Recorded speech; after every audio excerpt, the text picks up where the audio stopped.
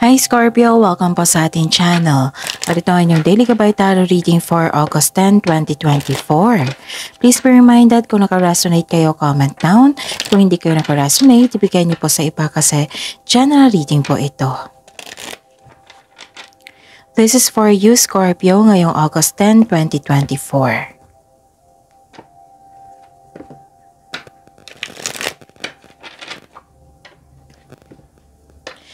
Maraming salamat po sa inyong patuloy na suporta at maraming salamat po sa mga hindi nag-skip ng ads. Gamitin ang reading na ito bilang gabay lamang. Sa mga hindi pa nag-subscribe, subscribe na po kayo at click bell notification para malaman nyo na may bago tayong video. Para sa mga gusto magpa-reading po, may lumabas dyan sa screen nyo ngayon. Panoorin niyo po at sundin ng instruction. Calling the attention sa mga suki ko dito na Scorpio. Open na po inyong monthly Gabay Tarot Reading for August 2024. Pwedeng nakafocus sa career and money, pwedeng general reading na may kasamang love reading. So message me for schedule. Maraming salamat po.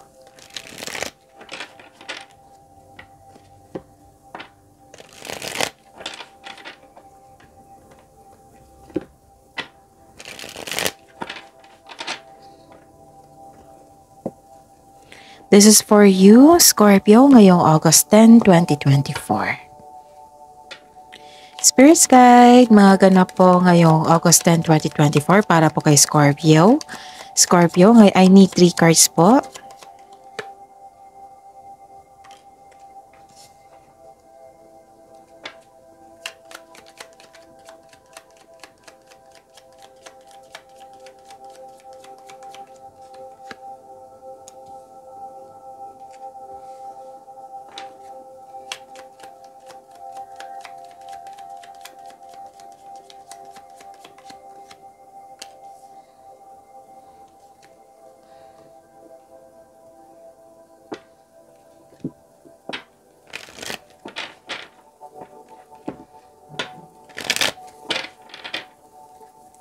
Spirits Guide, mensahe niyo po para kay Scorpio ngayong August 10, 2024. I need 2 cards po.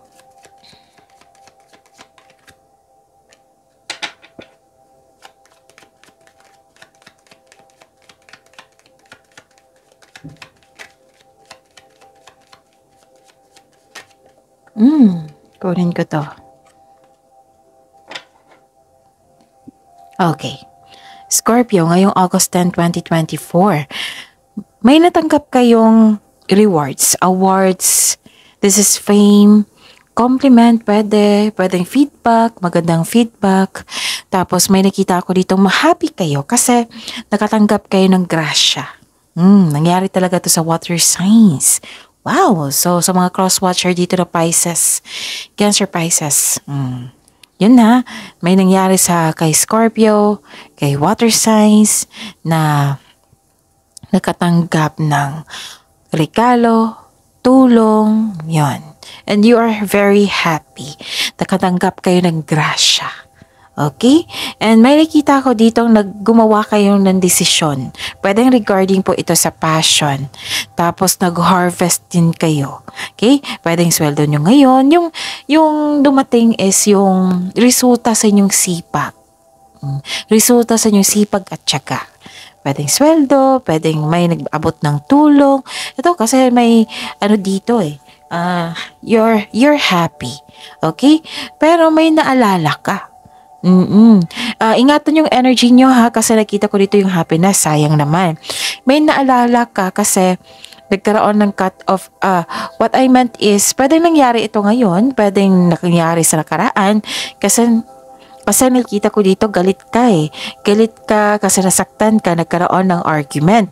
Tapos pagkatapos nito nagkaroon ng cut off of communication or connection. Okay? So, ingatan niyo po ang inyong energy ngayon. Sayang naman yung happiness, yung grasya na receive nyo, that is a positive energy. So, doon kayo mag-focus. Okay? Tapos, remember, kung gagawa kayo ng decisions, yung tama yung energy mo, and hindi kayo galit. Okay? So, ang dami mong na-receive ngayon, harvest, grasya, tulong, rewards, compliments, so claim nyo yan. And please know, Scorpio, you are protected by angels. You are cherished by the angels. And expand your horizons. Spirit's Guide. Energy po ni Scorpio ngayong August 10, 2024.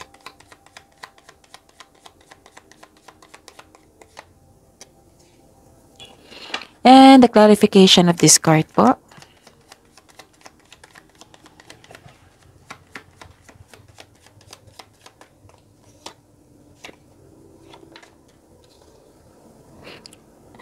This is a daily reminder para hindi kayo maguluhan, para hindi kayo malito, para ma-remind kayo, para hindi nyo makalimutan. Panoorin nyo po yung last 4 days Kabay Tarot reading.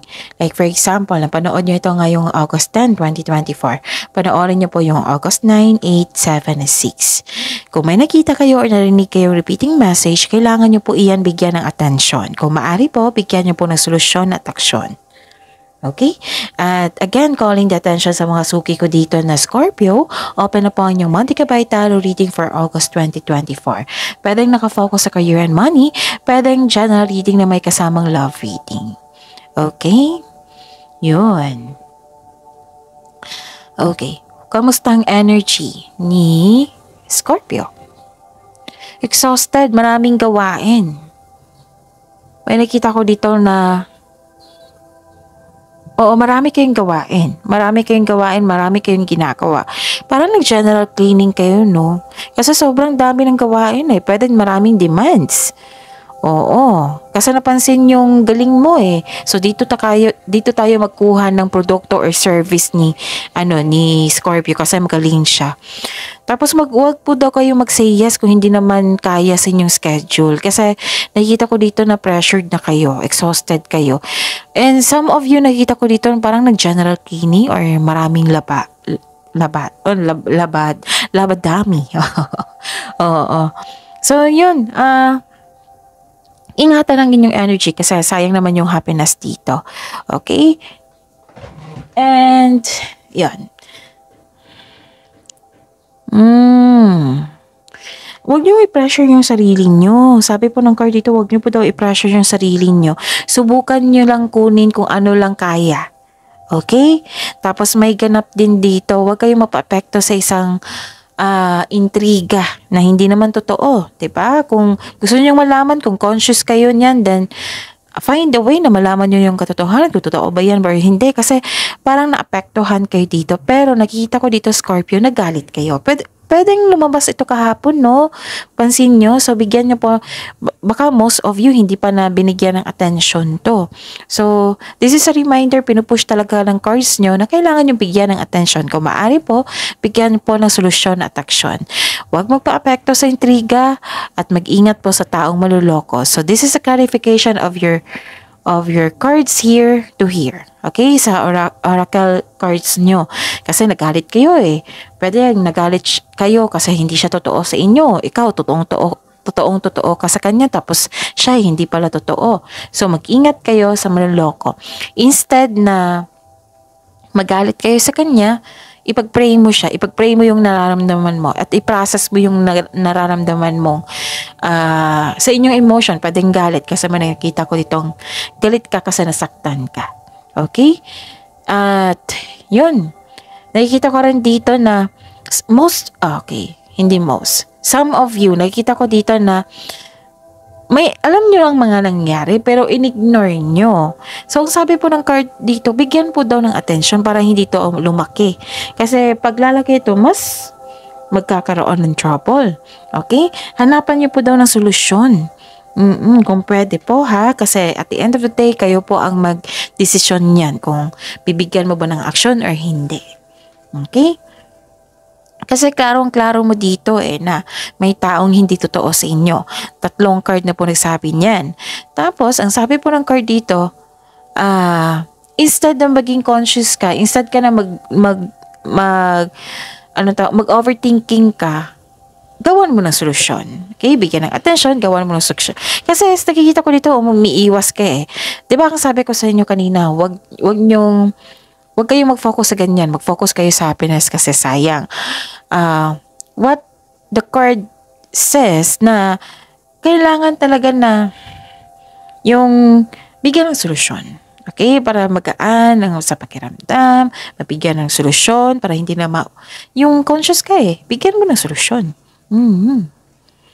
And back to these blessings na binigay sa inyo, dun ka mag-focus. And instead po daw na magalit kayo, kung pwede po ha, instead po daw magalit kayo or ma-disappoint kayo sa isang tao na hindi totoo or isang sitwasyon na hindi nyo naggustuhan, ipag-pray nyo. Kasi nakikita ko dito yung connection mo sa spirit, nagkaroon ng spiritual growth connection mo sa universe. You are cherished by the angels. You are protected by angels. Yun. Yan ha, mga paalala po. Tandaan nyo po iyan, Scorpio.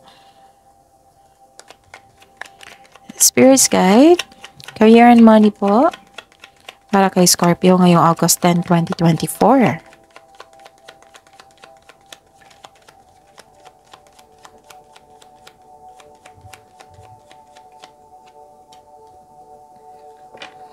And the clarification of this card po.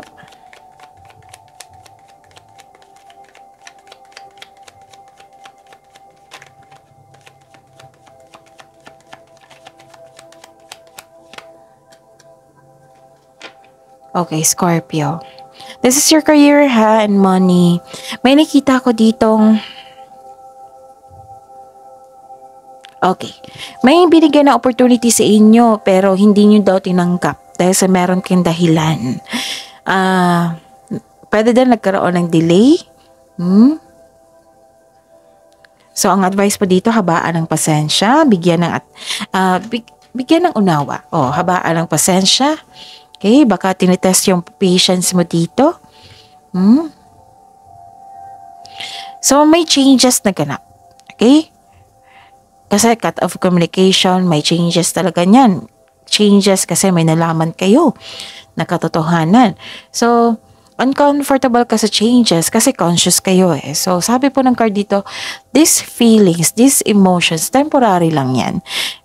What I meant is, this situation is temporary lang yan. Basta i-process mo lang yung nararamdaman mo ngayon. Okay? Okay, may nakita ko dito opportunities eh.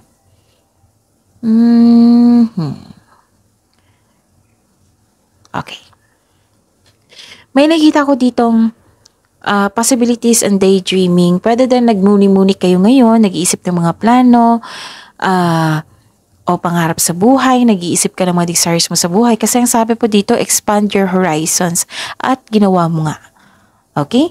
Para sa mga may trabaho, nagpaplano kayo to level up, pinagigihan mo pa yung trabaho mo para ma-promote. Para sa mga negosyante, parang nag-focus kayo dito sa isang produkto na parang napansin mo na fast moving siya. Okay?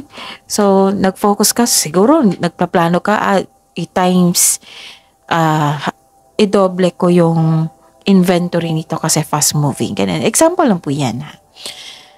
Marami kayong big ideas dito eh. You are very inspired. Bumalik ka sa inyong energy dito. Nagpaplano ka, nagdagdag ka ng, gusto mo ng dagdag investment, dagdag kita para magkaroon ng financial growth. Okay? Mas lumaki ang pangarap mo kaya nagplano ka ng karagdagang investment kasi may nakita kong success. May nakita ko ditong maraming nag-compliment sa inyo. May nakita kong tulong, may na-receive kayong grasya. So, expected nyo, kaya ko pala ito na sa ganitong proyekto, sa ganitong gawain. So, i-expand ko, baka mas lumaki yung kita ko. Example yan ha. Basta nagpaplano kayo dito na for your growth. This is expansion also. And this is good kasi expand your horizon. Okay? Yon. Spirits Guide, Love Life, Self-Love, Partnership, and Romance ni Scorpio ngayong August 10, 2024.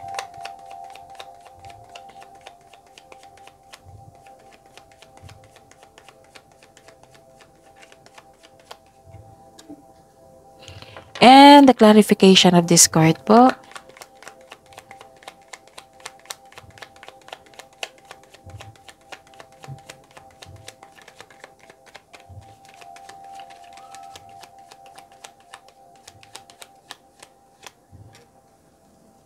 Okay, so this is your love life, self-love, partnership, and romance. By the way, maraming salamat po sa patuloy na tiwala at suporta sa ating channel. At maraming salamat din po sa mga hindi nag-skip ng ads. May lumabas dyan sa screen nyo ngayon. Kung gusto nyo po iyan, then follow instruction. Okay, may nakita ko ditong sama ng loob. Lumabas din. So, 5 card na po dito na lumabas na may sama kayo ng loob sa isang tao. Pwedeng naalala nyo ito. Pwedeng sa nakaraan ito na naalala nyo. Pwedeng nangyari din ito ngayon. And, pwede din na-disappoint ka sa delay. Delay sa pag-uusap, delay sa pagdating ng tao, delay sa yung nagkaroon ng disconnection, hindi nag-uusap. May sama kayo ng loob. Parang na-stuck kayo sa nakaraan dito. Pwede din nainip kayo kasi gusto nyo nang magkaroon ng kasi expansion and growth eh. Sabi po ng card, wag po daw kayo mainip. One at a time, wag kayong mag-rush. Okay? Pagpaplano eh. Siyempre, magbabago, magkakaroon ng pagbabago. Siyempre, magkakaroon niya ng pagpaplano para magiging confident kayo after niyan. Tapos ang sabi po ng card dito, di ba may naalala kayo sa nakaraan sa mga nangyari na. Kasi dito sa oracle nyo, meron din, naggalit kayo, may loss of connection, gano'n. Kailangan mo daw this card advise you to accept and move on. Kasi hindi na yun magbago yung nakaraan eh. Walang problema sa inyo, Scorpio. May problema sa kanya. Instead na magalit kayo sa kanya, instead kayo mainis sa delay, ipag-pray nyo. Okay? Ipag-pray nyo. Isuko nyo lahat yung worries mo, yung inis mo, yung nararamdaman mong bigat. Tapos hingi kayo ng divine assistance kasi you're protected by angels dito. Kausapin nyo po. Kausapin nyo si God, ang angels, gano'n. Hingi kayo ng divine assistance. Okay? Bitawan nyo na po ng yung past. Bitawan nyo na po. Kung regarding ito sa pag-uugali ng isang tao, sa mga nangyari na, tanggapin nyo na nangyari na. Kasi ang hirap po na makulong kayo sa nakaraan na nangyari na. Gusto mo ng expansion, di ba? Gusto mo ng growth. So, focus kayo sa present para may makuha pa kayong better outcome sa future. Okay? Sayang naman tong binigay dito na resulta sa inyong sipag at tiyaga, di ba? Kung hindi mo ituloy-tuloy. Okay? Tuloy-tuloy lang po. Tanggapin. Kung may nararamdaman kayong sakit ngayon, nararamdaman or stress or inip, i-process nyo. Kasi sayang talaga yung binigay na blessing sa inyo dito. Okay? Huwag nyo madaliin. Kung may pagplano kayo, huwag nyo madaliin. This card advise you to accept and move forward. Kasi hindi na yan magbago yung nakaraan. Nangyari na po yan. Kung ayaw mag-change yung attitude or yung huwag natin, huwag na lang natin, huwag tayong mag-expect sa isang tao na ngayong araw na ito magbago na siya or sa susunod pa. Instead, ipag-pray nyo. Okay? Na sana'y matutunan niya, sana'y magiging okay kami soon.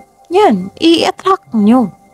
Sana'y mawala yung ugali niya na pagiging selfish. O, example po iyan. Sana'y magkasundo na kami. Yan, i-attract mo yan. Instead na mag-focus kayo sa nakaraan kasi nangyari na yan eh. Tapos hindi natin control po, Scorpio, yung pag-uugali ng tao, yung choice ng tao. Instead na magkalit kayo sa kanya or nawalan kayo ng pag-asa, then i-pray nyo. Unahin nyo po yung sarili nyo. Okay? Unahin nyo po yung sarili nyo kasi that is a sign for self-love. Yun. Kasi may nakita ako dito na may toxic connection. Kaya siguro nagkaroon ng space or bumitaw kasi ang universe pinaghiwalay kayo kasi nakakasama na sa inyo. Example yan, may tendency na ganyan. Okay? Kasi may toxic eh. Hindi na mo kasi deserve na magtiis ka sa toxic. Instead, ipag-pray mo. Kung gusto mo ipaglaban itong taong ito, ipag-pray mo. Kung may issue man sa lust over love, then ipag-pray mo. Focus on yourself muna. Okay? Kasi kung mag-focus ka sa inyong sarili, if you love yourself more, tuloy-tuloy na yan. Okay? Pwede din na may concern kayo sa controlling partner, controlling na tao, ganun. And I'm hoping na maging okay. Ma-okay to. Kasi you're divinely guided. Humingi ka ng tulong sa universe. Okay? So, accept these blessings na dumating sa inyo, tulong, rewards, yung positivity, accept nyo yan. And i-process yung emotions mo, okay? So that's it. See you tomorrow, Scorpio. Please like, subscribe, and click the button for notification para updated po kayo sa daily tarot reading natin. Maraming salamat po.